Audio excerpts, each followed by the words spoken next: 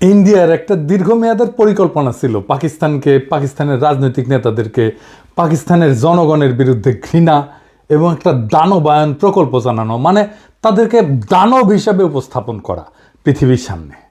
ভারত পাকিস্তানের প্রতিনিধিত্ব করে এমন নেতাদের, যেমন ধরেন মোহাম্মদ আলী জিন্নাহ, উনাকে দুষ্টু, বিভ্রান্ত, দুর্নীতিগ্রস্ত হিসেবে উপস্থাপন করে। জিন্নার মতো একজন রাজনৈতিক নেতা পৃথিবীর ইতিহাসে বিরল। এইটা ওদের এমন একটা মনস্তাত্ত্বিক কৌশল যে তার শত্রু খুবই খারাপ মানুষ, এইটা প্রচার করা। পাকিস্তানিদের ডেমোনাইজেশন করার একটা ইন্ডিয়ান প্রজেক্ট, এটা তারা আওয়ামী লীগকে শিখাইছে খুব ভালোভাবে। আওয়ামী লীগ একটা বিষাক্ত মূর্খ বাহিনী তৈরি করছে যারা পাকিস্তানি ঘৃণা ছড়ায়। এদের একটা প্রিয় বাক্য পাকি বীর্য, মানে এই লোককে জন্ম দিছে যে সে পাকিস্তানি। শেখ হাসিনার কথিত পিতা শেখ মুজিব পাকিস্তানি নাগরিক ছিল না? তার প্রত্যেকটা ভাই বোন তো মুজিবের বীর্যে জন্ম, নাকি অন্য কারো বীর্যে জন্ম?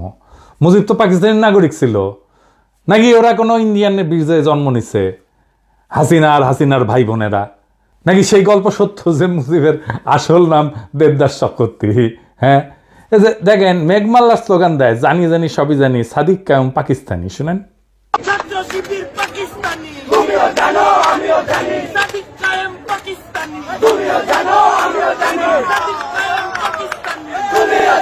এই মেঘমাল্লারের বাপ পাকিস্তানের নাগরিক ছিল না?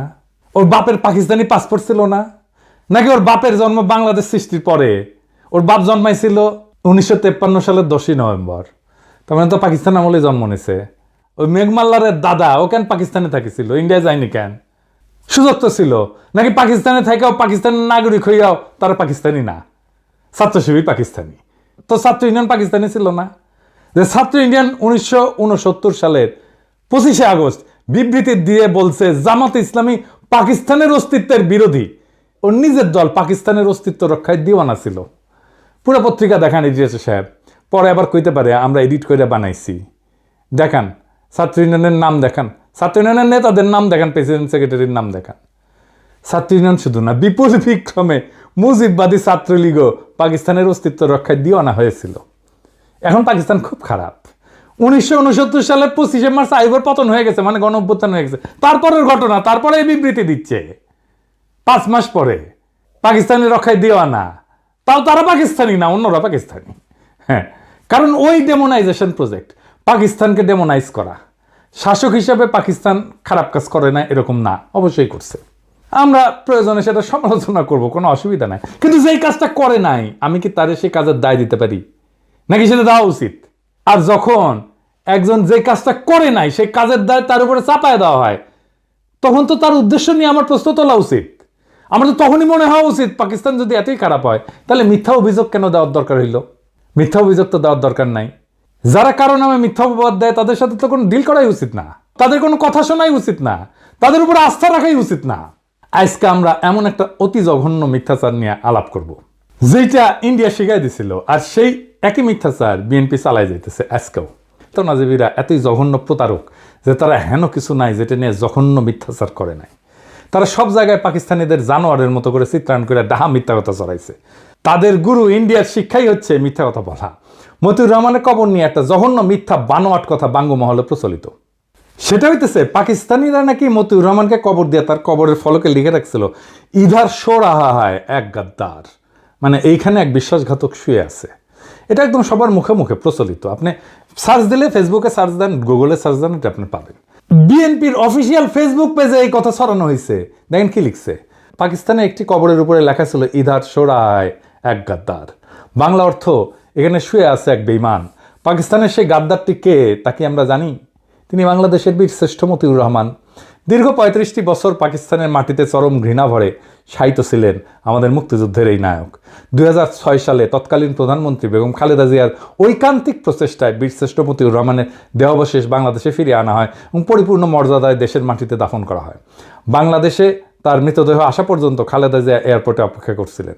হে মৃত্যুঞ্জয়ী, তোমার আত্মবলিদানের বিনিময়ে আমরা পেয়েছি একটি স্বাধীন মানচিত্র। তোমাকে আমরা ভুলি নাই, ভুলব না। তুমি আছো লক্ষ কোটি বাঙালের হৃদয়ের গভীরে শ্রদ্ধাঞ্জলি। হ্যাঁ, পুরা আওয়ামী বয়ান। আওয়ামী লীগ তো জাউরার জাউরা, তারা বলতে পারে, কিন্তু বিএনপি কেন?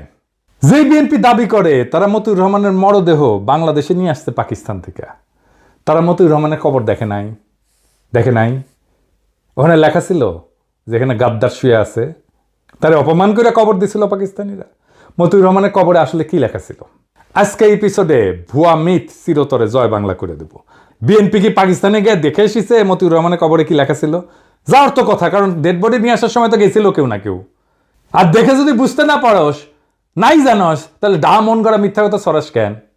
আজকে বিএনপিদের পাকিস্তানের মাসরুর বিমান ঘাঁটিতে অবস্থিত মতিউর রহমানের অরিজিনাল কবরের ছবি আর সেটার ফলক দেখাবো।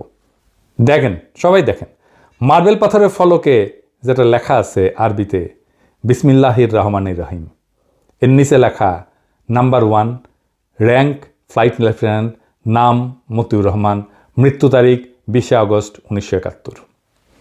হারামজাদারা এখানে কই লেখা দেয় যে এখানে গাদ্দার শুয়ে আছে? এখানে দেখেন সে কবরের ছবি, আর সে কবর তুলে বাংলাদেশে পাঠানো হচ্ছে তার ছবি। এডিটর সাহেব দেখায় দেন এটা সেই সময়ের ছবি যখন তার দেহাবশেষ তুলে বাংলাদেশে পাঠানো হইতেছে। নিচে দেখান, বিএনপি বিসমিল্লাহির রহমানির রহিম না বইলে বক্তৃতা শুরু করে না, কিন্তু বিসমিল্লাহির রহমানির রহিম যখন সামনে দেখে এটা পইরা বুঝতে পারে না। মানে সব জায়গায় ডাহা মিথ্যা কথা না ছড়াইলে পেটের ভাত হজম হয় না। বিএনপির এই চেতনার বয়ান পোস্ট দেওয়া লাগে। বিএনপির মহাসচিব ভাষণ শুরুর আগে ঠিক মতো বিসমিল্লাহ পড়তে পারে না।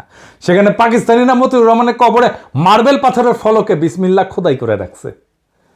এখানে কই চরম ঘৃণা ভরে তারে দাফন করছে পাকিস্তানে। ঘৃণার চিহ্ন দেখলেন আপনারা? বিএনপি তো একটা ব্যক্তি না, একটা সংস্থা না, একটা বিশাল দল। তারা যদি এমন মিস্টেক করে তাহলে দেশ চালাবে কিভাবে?